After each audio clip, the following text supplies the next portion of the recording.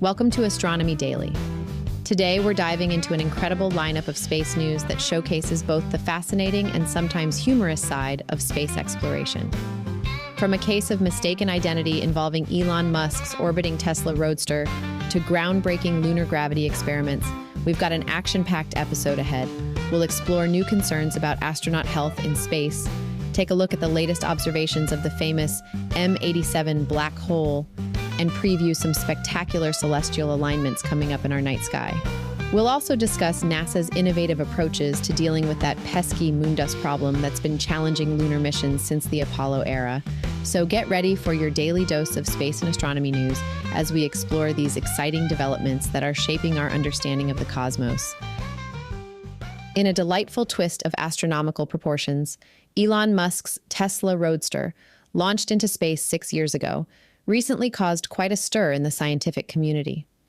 Earlier this month, astronomers at the prestigious Harvard-Smithsonian Center for Astrophysics Minor Planet Center mistook the wandering vehicle for a newly discovered asteroid, even giving it an official designation, 2018 CN41. The cosmic mix-up didn't last long, though. Just a day after registering the supposed new asteroid, the center had to quickly backtrack when it became clear that their mysterious object was actually Musk's space-traveling Tesla, which had been cruising through space since its launch aboard SpaceX's Falcon Heavy rocket in February 2018. What makes this particularly interesting is that the Roadster was spotted less than 150,000 miles from Earth. That's closer than the Moon's orbit. Originally intended to travel in an elliptical orbit around the Sun, extending just past Mars, the car apparently exceeded expectations and ventured further into the asteroid belt.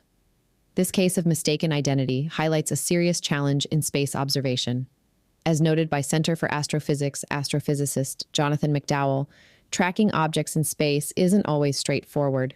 In fact, he pointed out that in a worst-case scenario, you could spend $1 billion launching a space probe to study what you think is an asteroid, only to discover upon arrival that it's something entirely different.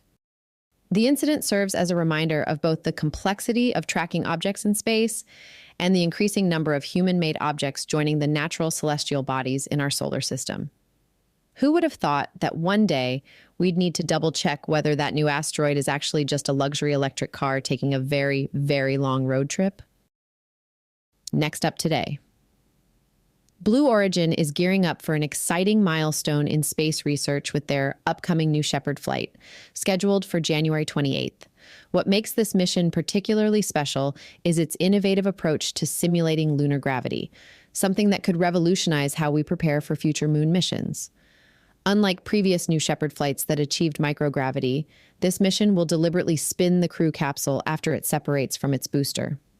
Using reaction control thrusters, the capsule will rotate at approximately 11 revolutions per minute, creating conditions that perfectly match the moon's gravity for the payloads inside.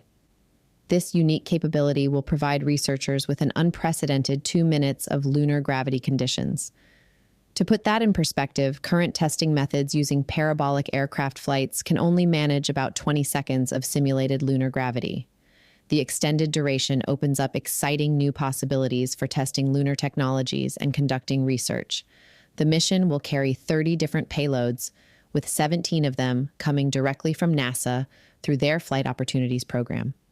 These experiments span crucial areas for lunar exploration, including resource utilization, dust mitigation, advanced habitation systems, and various spacecraft technologies.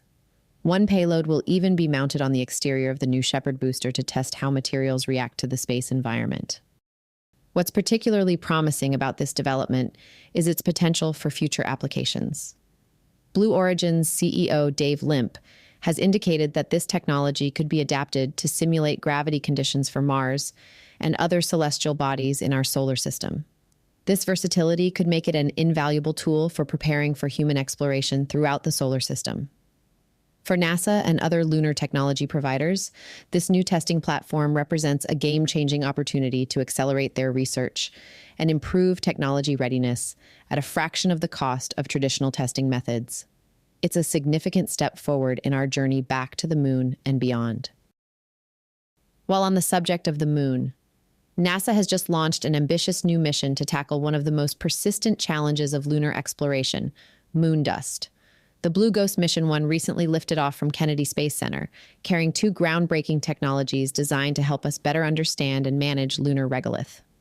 One of these innovative devices is the Electrodynamic Dust Shield, or EDS, which uses electric fields to lift, transport, and remove dust particles from surfaces. This technology could be a game changer for future lunar missions, as moon dust has been a significant headache since the Apollo era, causing problems with everything from spacesuits to essential equipment. The mission's second key technology is equally fascinating: the stereo camera for lunar plume surface studies, or SCALPS-S. This system will capture high-resolution stereo images of how rocket plumes interact with the lunar surface during landing. As we plan to land increasingly larger payloads on the moon, understanding how these powerful engines affect the surface becomes crucial. These experiments will be conducted in Mare Crisium, a massive dark basin on the moon's near side spanning about 300 miles. This location will provide the perfect testing ground for these technologies in actual lunar conditions, something that's incredibly difficult to replicate accurately on Earth. The timing of this mission couldn't be more crucial. As we prepare for more complex lunar operations, managing moon dust becomes increasingly important. During the Apollo missions, astronauts discovered firsthand how problematic this fine, abrasive material could be, coating everything it touched and potentially damaging sensitive equipment. What's particularly exciting is how this research will benefit future Mars missions as well. While Martian dust has different properties than lunar regolith, the lessons we learn from these experiments will be invaluable for designing dust mitigation systems for both worlds.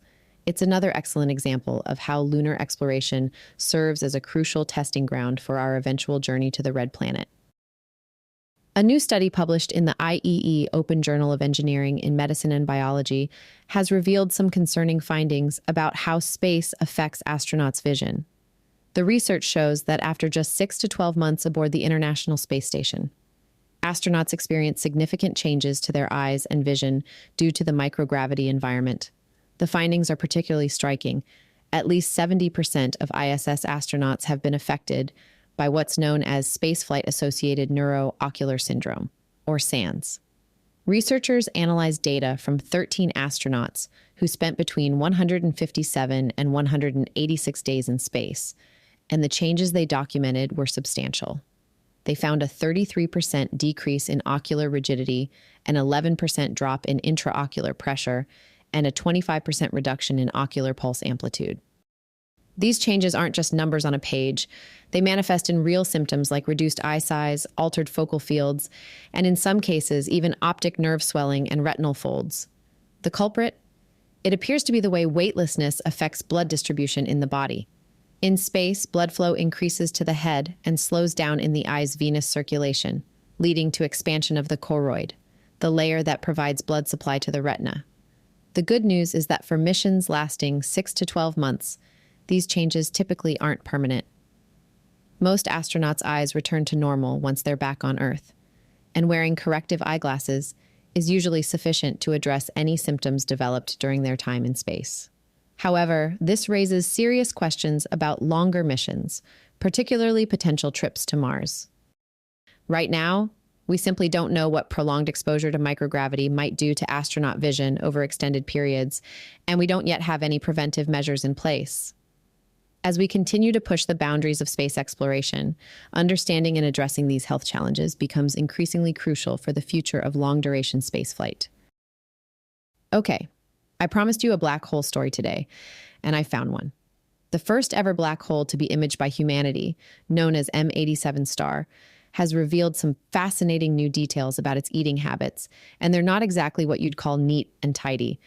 Recent observations from the Event Horizon Telescope have given us an unprecedented look at the turbulent nature of this cosmic giant's feeding patterns.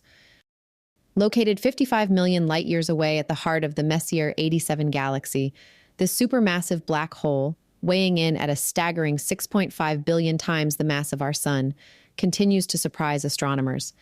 By comparing observations from 2017 and 2018, scientists have noticed some intriguing changes in the bright ring of superheated gas swirling around the black hole's edge. The most striking discovery was a 30-degree counterclockwise shift in the brightest section of the ring, pointing to significant turbulence in the plasma surrounding M87 star. This movement tells us something remarkable about how the black hole feeds. The matter appears to be flowing inward in the opposite direction to the black hole's rotation, creating a complex and dynamic feeding process. What's particularly exciting about these findings is how they're helping us understand the environment around black holes. The bright ring we see isn't just a static feature.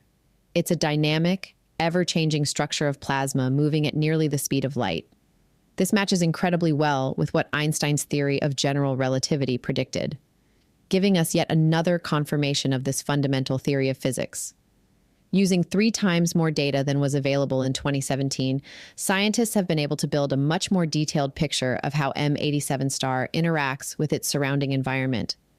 These observations are helping us understand not just how black holes feed, but also how they influence the space around them.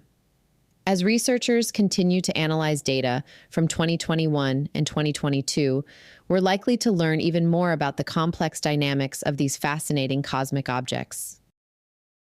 Next up, get your telescopes ready. Stargazers are in for a treat this February with a spectacular celestial display featuring some of the brightest objects in our night sky. Venus, our dazzling sister planet, will be putting on quite a show in the southwestern sky just after sunset, reaching its peak brilliance around February 14th, when it will shine at an impressive magnitude of -4.64. The month kicks off with a particularly picturesque arrangement in the early evening sky. A young crescent moon will gracefully pass between Venus and Saturn on February 1st, creating a beautiful cosmic triangle. The following evening, the moon will climb higher to position itself just above Venus, offering another stunning photo opportunity for astronomy enthusiasts. Venus will reach its highest point in our evening sky on February 7th, making it an ideal time for observation. Through a telescope, you might even catch glimpses of the planet's phase changes, as its visible illuminated portion shrinks from about 37% to just under 15% throughout the month, while its apparent size grows larger as it moves closer to Earth. Saturn, though not as bright as Venus, adds its own charm to this celestial dance. The ringed planet will be visible low in the southwestern sky, shining at magnitude 1.1. Telescope users might want to take advantage of this opportunity to observe Saturn's famous rings, which are currently tilted at just 2.8 degrees. This is particularly significant as the rings are approaching their edge-on position, which will occur in late March. Though, unfortunately, this final transition won't be visible from Earth due to Saturn's position relative to the Sun. Happy stargazing. Well, that wraps up another fascinating episode of Astronomy Daily. I'm Anna, and I've enjoyed sharing these amazing space stories with you today.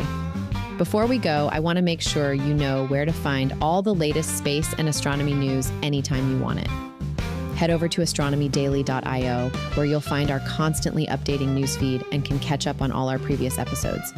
We're also very active on social media. You can find us as Astro Daily Pod on Facebook, X, YouTube, YouTube Music, and TikTok. If you're enjoying the show, make sure you're subscribed wherever you get your podcasts. We're on Spotify, Apple Podcasts, YouTube, and pretty much everywhere else you might listen. And remember, the universe is constantly revealing new secrets, so keep looking up and join us again on Monday when Steve and Hallie will be here for another journey through the cosmos on Astronomy Daily. And to our Australian listeners, happy Australia Day.